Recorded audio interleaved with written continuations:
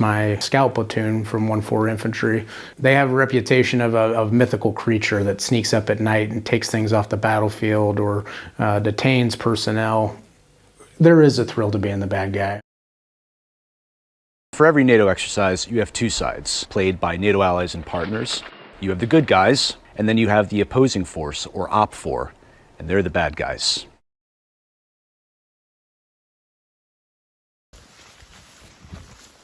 I'm here at Hohenfels training area in southern Germany, home of the U.S. Army's 1st Battalion, 4th Infantry Regiment, or 1-4.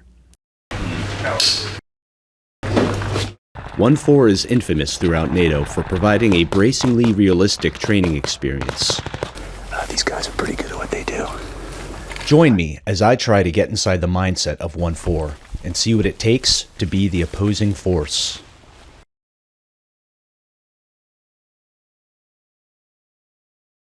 Welcome to Hohenfels, home base for 1-4. I'll be joining them for 24 hours to see how they test NATO allies in an exercise scenario. First stop is to get some new threads. And then this just goes, Clip it to here. Yep. Got it. Okay, cool. Thank you. Just got to sign. Okay. All right, cool. I didn't accidentally just enlist in the U.S. Army, did I? No, you didn't. Okay. All right, good. Then I signed on to a reconnaissance mission with 1-4 Scouts, a platoon notorious for being somewhat creative in their methods.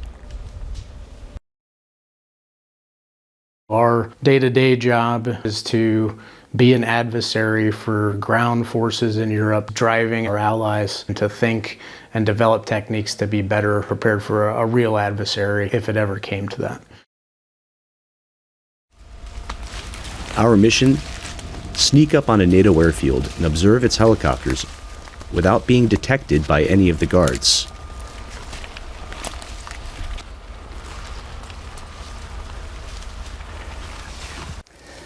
We're trying to stay concealed so they can make a sketch of the airfield. I mean, it's kind of like a really intense game of hide and go seek. We're sitting here hiding and watching them, and they have no idea we're here. You got 3 minutes to finish that one. It doesn't gotta be beautiful. It's gotta make sense. With the sketch complete, it was time to make a stealthy retreat.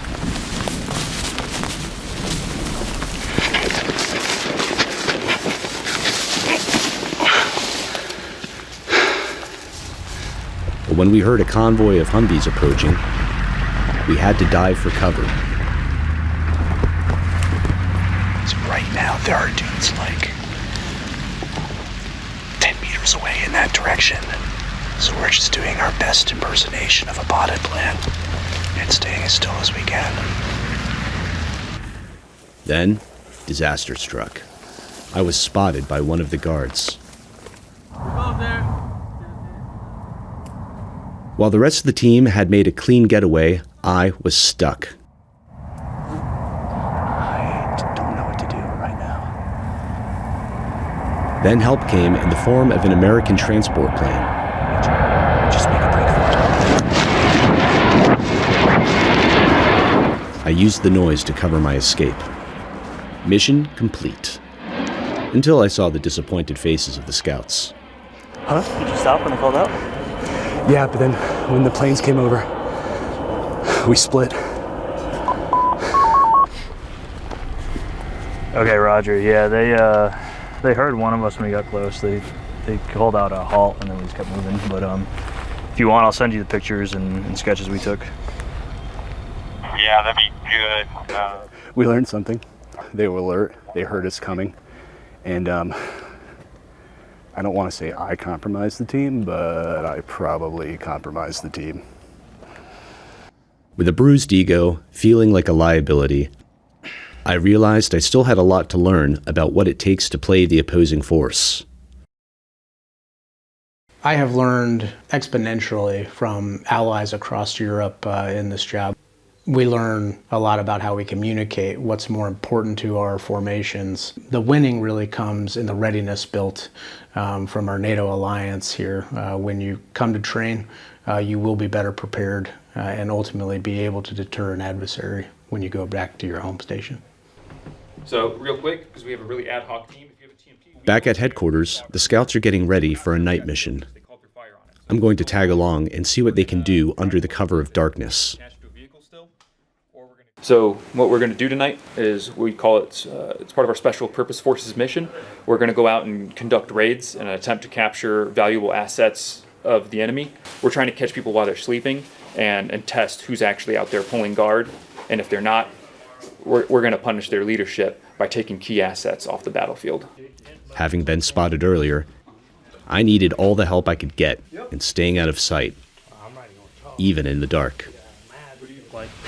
So the key with applying camo face paint is to break up the form and shape of your face. So we have cheekbones, we have the high points and low points, jaw, nose, ears.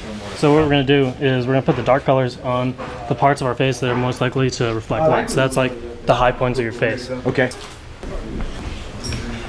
Basically fill in all the spots. Cool. You look mean. That's the idea. How do I look? You look pretty good, actually. You look good. Yeah. Good.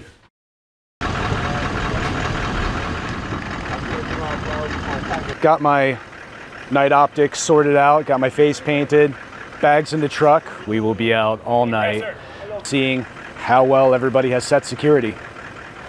So who's on the menu for tonight? Truck 2, radio check, over.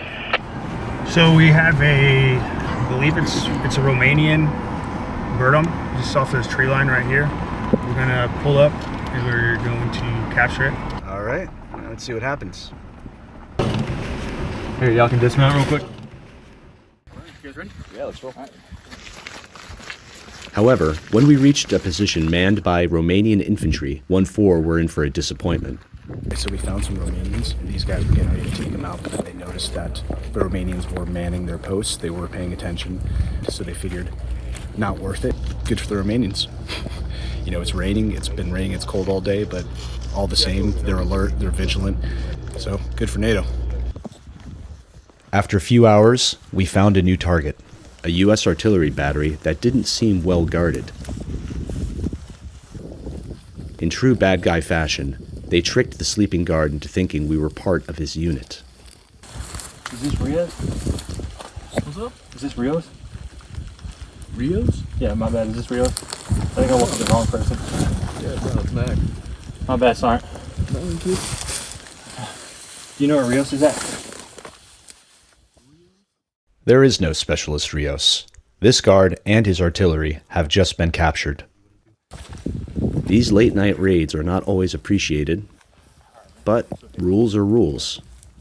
Should these troopers be called upon to defend the Alliance in an actual conflict, they won't likely make this mistake again.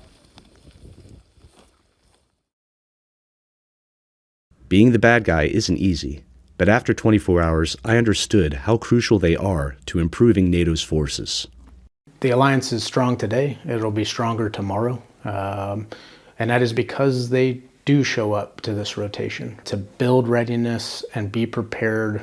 And the more prepared they are, the more deterrence capability that they have, and the more assurance that we have across our allies. And this is where those relationships are built.